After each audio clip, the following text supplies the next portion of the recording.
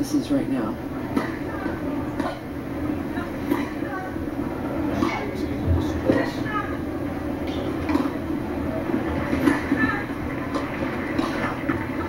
Slips way behind the baseline. That's really important. The most damp.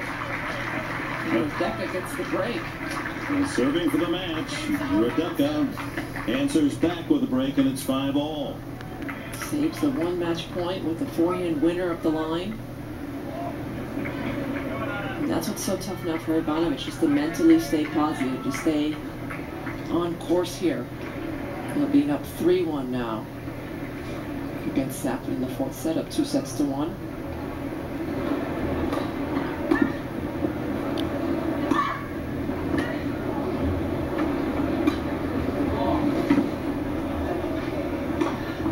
Yeah, she doesn't miss that overhead. It was a missed overhead in the middle of the second set when she had break point.